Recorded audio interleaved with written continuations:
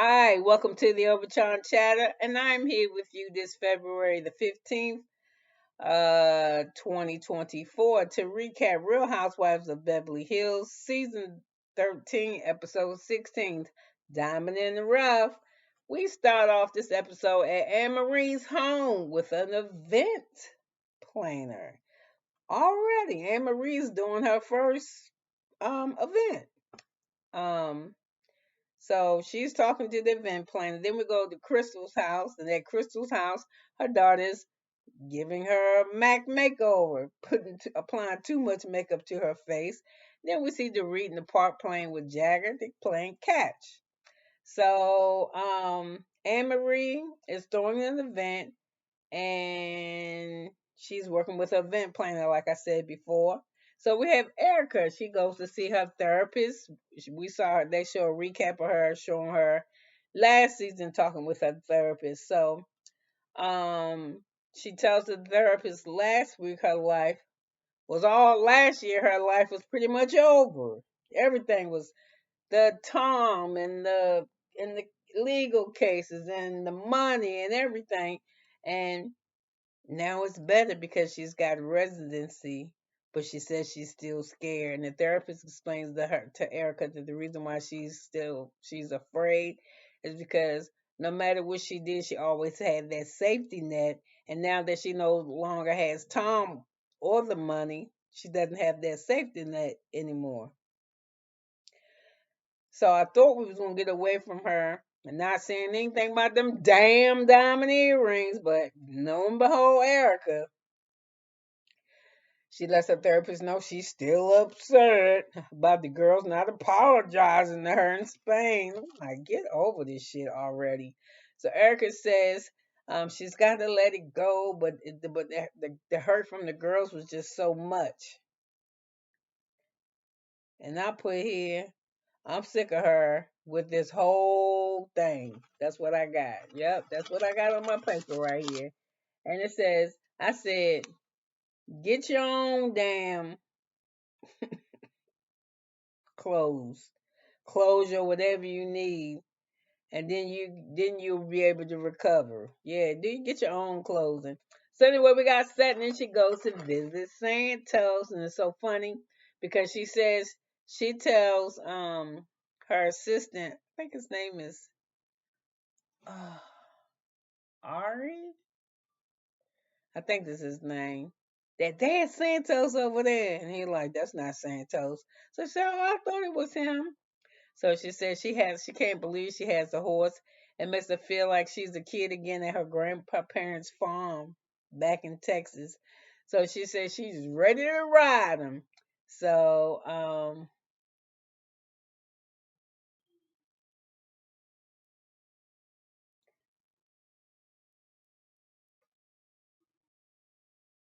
so it's time to ride him. So first before she learns how to ride, I see what I wrote.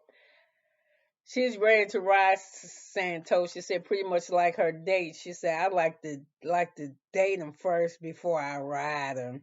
So Sutton rides well, and Kyle comes to visit her while she's at the horse. What was it? The horse school, riding school. Where she visits her at the riding school where her horses kept, the barn or whatever. And of course, Kyle, as soon as she sees she got some smart shit to say. Said she looks like she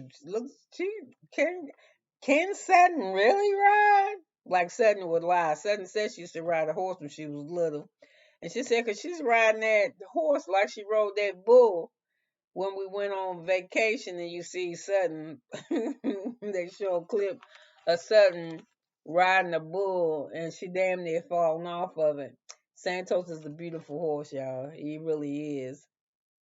So after she get finished riding Santos, her and ERIKA sit down. They talk for a spell about Spain, and Sutton tells Kyle that the trip to Spain was very emotional for her, but it's something that she needed. She said that Sutton tells us in her confessional that her ex had got a huge promotion, and so he's gonna be, of course, moving working overseas. So I didn't know that Sutton's husband lived down the street from her, or maybe not down the street, but not far from her, obviously. So Kyle asked, how long you been divorced? She said, probably about 6 or 7 years. She said she's not sure. So she asked if her and Christian, I think that's her husband's name, if they went to her ex-husband's name, if they attended therapy. And she was like, nah. She said we were supposed to, and they were supposed to start going to therapy, but as soon as he moved out, he filed for divorce. Yeah. So Erica says her and Mo in therapy now, in couples therapy. And Kyle Mauricio, she said it's very difficult for her because, what did she say was difficult for her? She said it's difficult for her to be in this where she is in her life right now. And then Sutton tells her she thought that she would go to therapy with Christian, like I said, but he filed for divorce before they could even start going to therapy. So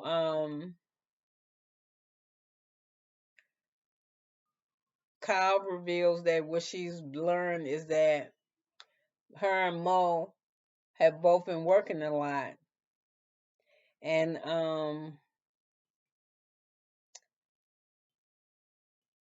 so it's just crazy.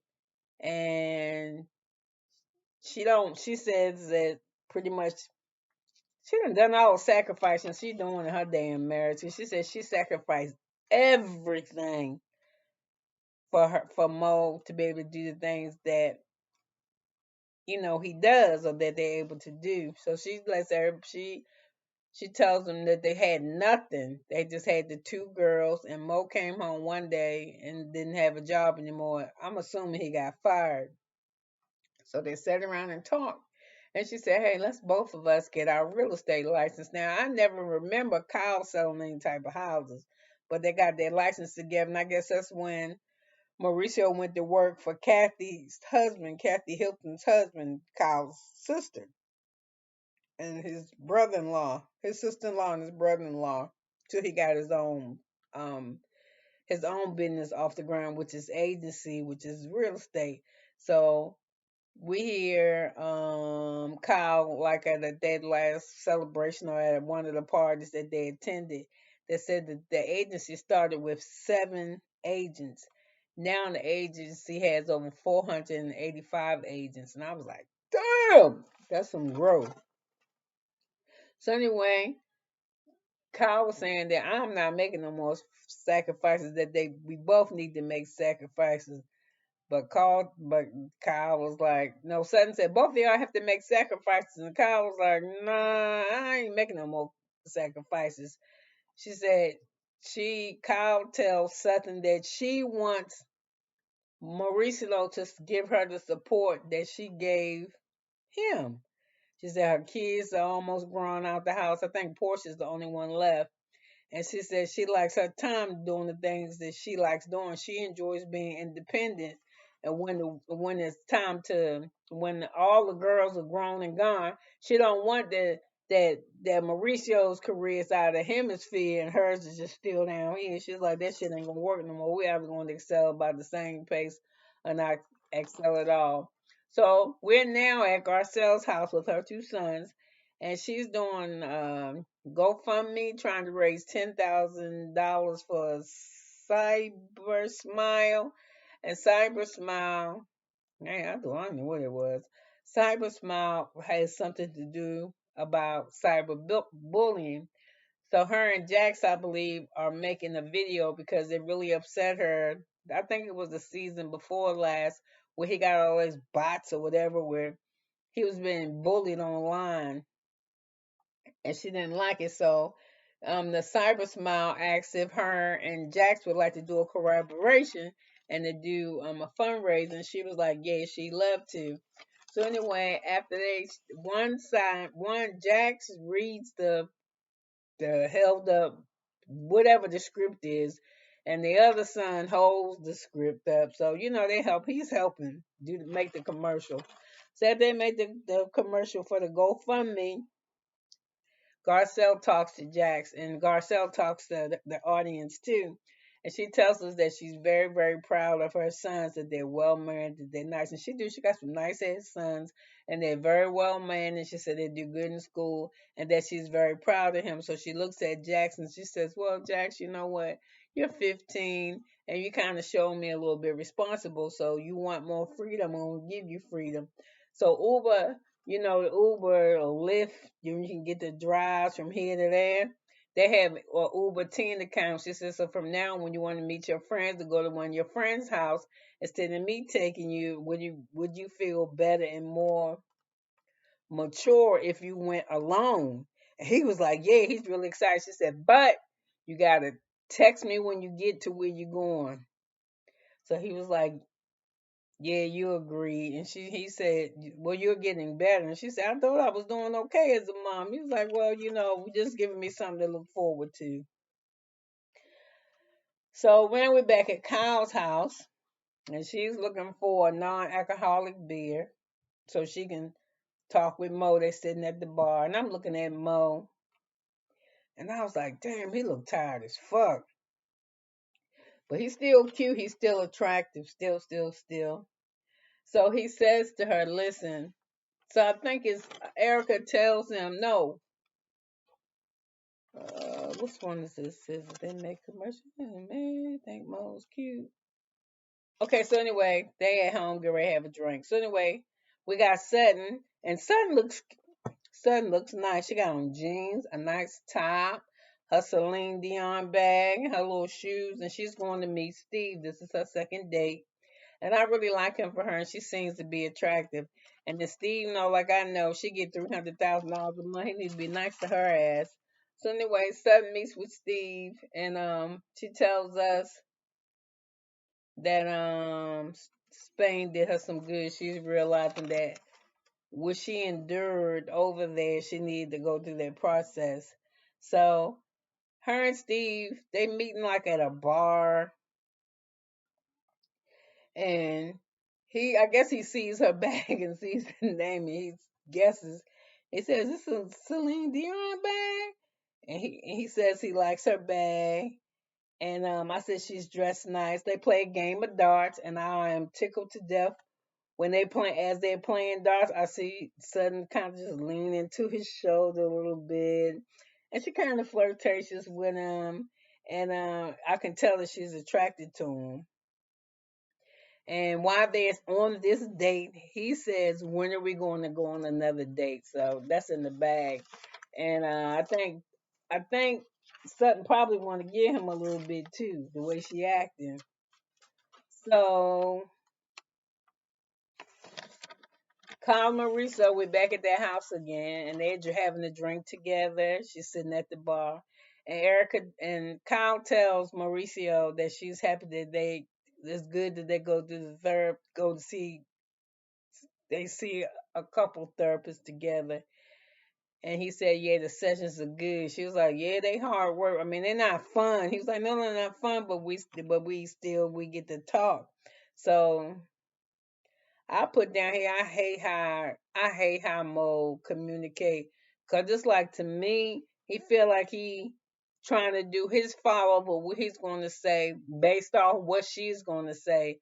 Meaning to me, whatever he communicates to Kyle is really not how he feel. Like it's as if he's pacifying her, right?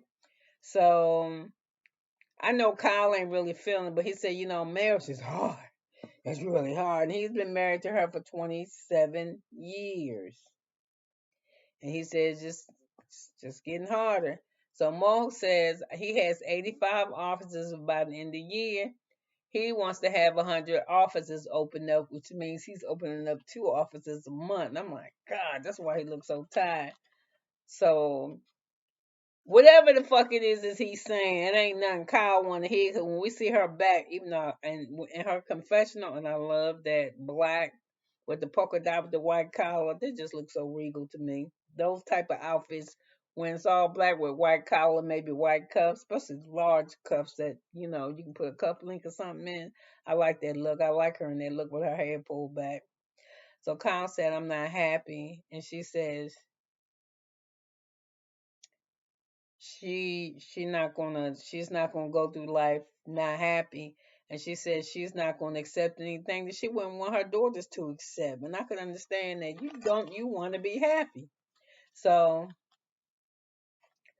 Mauricio said we never stop loving each other, and that is true. So anyway, it's the next day, and this Anne Marie's event, the Champagne and Diamonds event, and oh my God, when she come down them steps, the food, the way they dressed it, the way the event planner laid that spread out, the food was oh my shit. I wanted the snow crab, and I wanted the it wasn't even a charcuterie board. That shit was a whole table and big ass grapes that looked like there's big ass grapes that look like plums. It was just beautiful. Anne-Marie's event was beautiful, and then on top of that, she had Jake. Is it Jacob? Jacob the jeweler? No, yeah, I think it was Jacob the jeweler from Beverly Hills. Diamonds galore, $1 million ring, $500,000 necklaces. It was beautiful. So the event was based around Mother's Day, and Anne Marie, I can't believe she had 20. I can't believe she got 20 friends, but she had a house full of people there.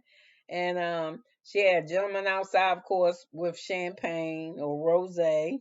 And then in the inside, I mean, she had a big diamond ice sculptor. It was just beautiful. It was so beautiful.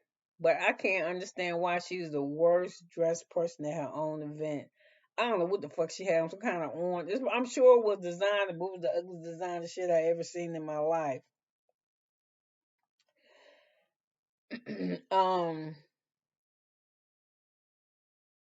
so as I think is she getting glammed when she talking to her husband, she says that Crystal is her target. She wants to fix it. But I thought once Crystal got sick in Spain and you came to the room and took care of her and y'all hugged it was over with. Anne Marie just don't let shit die. She's just fucking annoying. So anyway, Crystal's at home and she's like, I don't know, y'all, if it's cool to go to her house. She said Anne Marie looked after her when she was in Spain, and she said it's Mother's Day weekend. It can't be that bad. So Garcella's getting glam, and I love that burnt orange that she's wearing. A burnt orange suit. She looks nice. She look good here. She look better here than she did in Spain. Garcella. I don't understand why she bought. I don't even know what that glam was when she was in Spain. And I don't like Sutton dress. Sutton always wearing something country looking with her hair all back. She remind me of a what's that? Wizard of Oz. The either the fucking aunt or Dorothy. She could take a pick. So anyway, Derek's not there yet, but she says she's excited about her look for this event. But when I seen her look, she like she was wearing a damn Chanel tablecloth, but just a not a red, not the gingham check red and white one, but just a colorful one. I didn't like her outfit. I didn't like her hair either. But Darika's on the phone with PK and she wants him to come home because she said, and PK, it's almost Mother's Day. And he was like, well, I'm working, I'm doing shit here. And Mother's Day ain't no big deal here.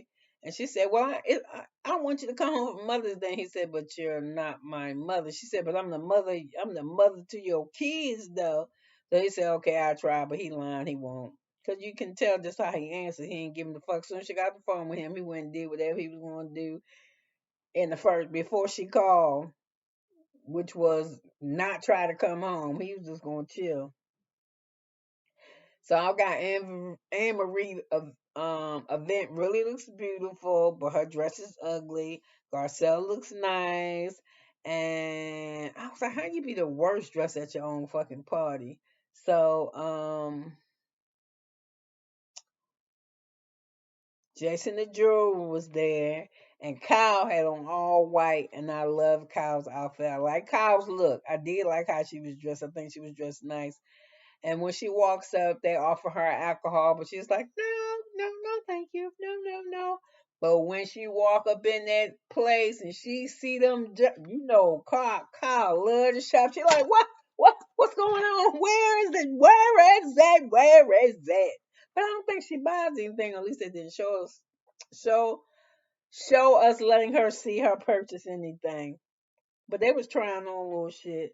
So ERIKA, I was like, ERIKA, what? Will you please stay the fuck away from the diamond table? We don't have enough with you with diamonds. Jesus, try sapphires, try something else. Just stay away from the goddamn diamonds. Oh my God.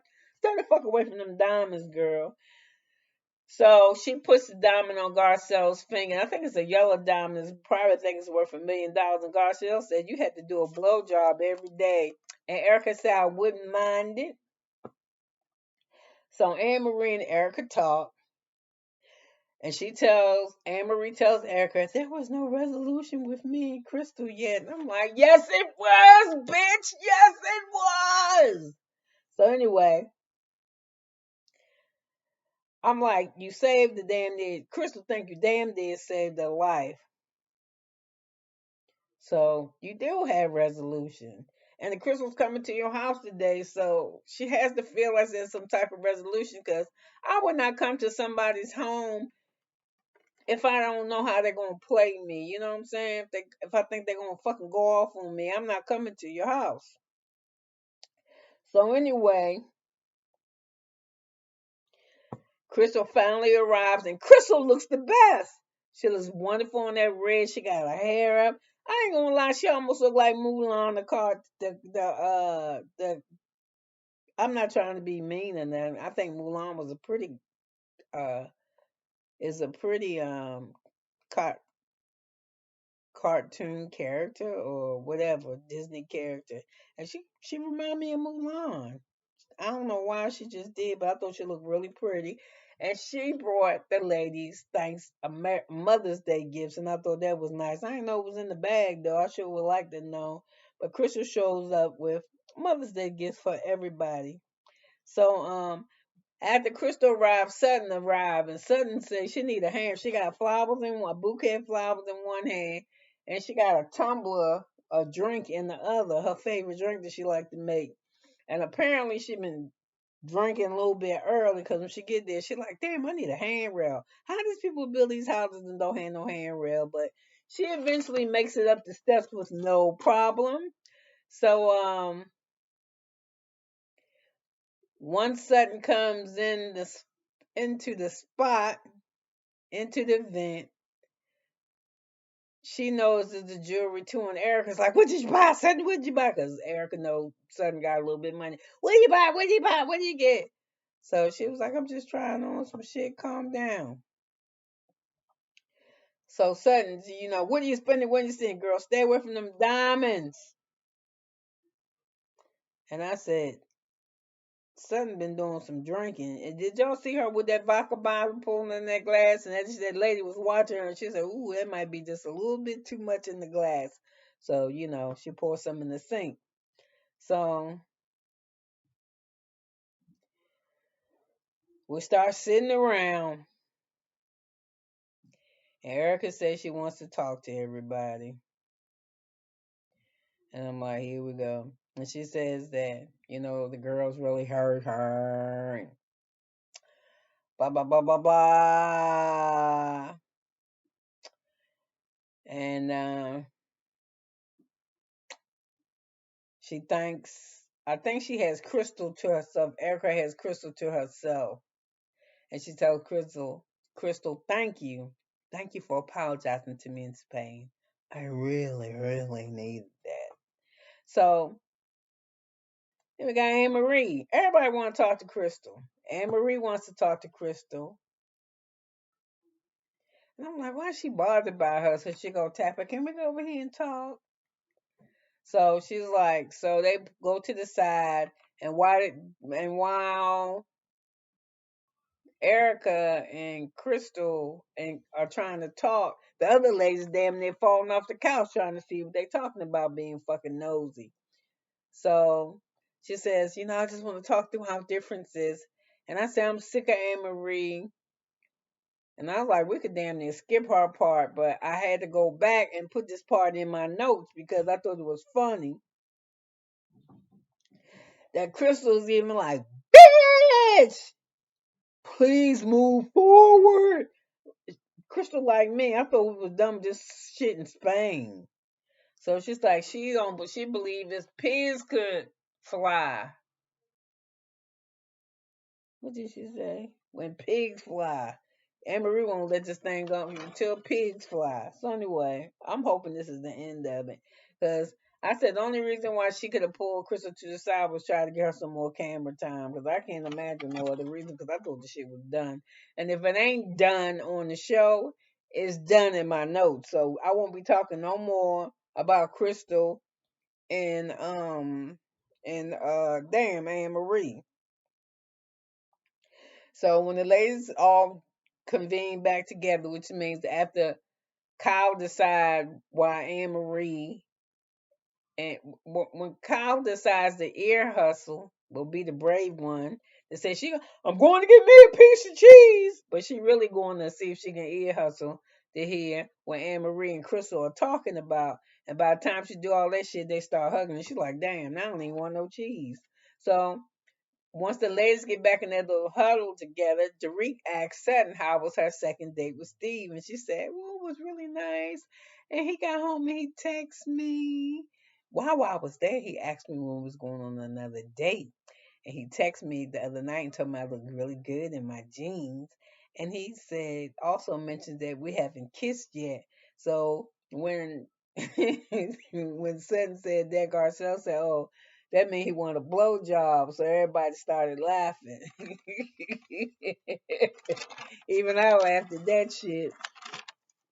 So um, so each lady had something to say about this blowjob shit. So Kyle said that I don't blow and tell, and Garcelle says she got enough jewelry, but she don't have as much as Kyle. I thought that was funny, and I said we know ERIKA will suck a dick for diamonds because she tell us every chance she get. So ERIKA says she wants them. She sits down with the girl and she says, "I want to tell you girls something. I need, I thought we really supported each other." So ERIKA says the group wasn't there for her when she needed them. And Derek said, "How can you say that? We tried hard to support you." She said, "But it was even as difficult as it was, you had some shit coming out on you every fucking day in the paper. And we was all trying to figure out if it's all this money is missing, how the fuck you don't know this and you've been married to this man this long?" So she said, we was trying to see, it was really hard to try to communicate with you because you wasn't showing us anything like no empathy or anything. So, she said, "But we support you." And ERIKA said, and Kyle says, "I'm sorry. I love you and I support you." You know what I'm saying? And that's all it was. But I don't think none of that shit really mattered to her. I think that ERIKA really needed to hear something from Sutton. So anyway, Garcelle says that she didn't want her to fall at all by any means whatsoever, but she's sticking with her position and how she felt, which was, I guess ERIKA should be more sympathetic, because a lot of people was hurting. Is not now ERIKA wasn't the only person hurting this. It was a whole bunch of people that was hurt. And I will say this side note, I heard that ERIKA's lawyers suggested that she meet with some of the people, or at least one person in particular, and they said when she went to meet the people from the survivor that plane crash that her husband won the case for but kept the people's settlement money. They said bitch ain't wearing no diamonds. She had on flat ballerina shoes. I guess her lawyer and her PR people. Her lawyer and her PR people must have been talking to her before she came to visit the people, but she ain't know that. They ain't give her no dossier or nothing on nobody. She went there just looking blind. Tell me what happened. All this kind of stupid shit. Anyway, side note, I don't think this shit went that well for her. So anyway, eventually you hear Sutton say, "Erica, I'm sorry." She said she didn't mean to cause any kind of pain. And cause when it come down to it, the producers were showing reels from the situation that Erica went through, and the times where Sutton was questioning her, and fucking Sutton kept her foot on Erica's neck. So Erica starts to cry, and then Sutton said, "I didn't realize how bad I had hurt her." So she gives her a hug, so it makes it better. And Kyle then apologizes and says she's still. And I said, to me, Erica still ain't satisfied, but she gonna take what she got.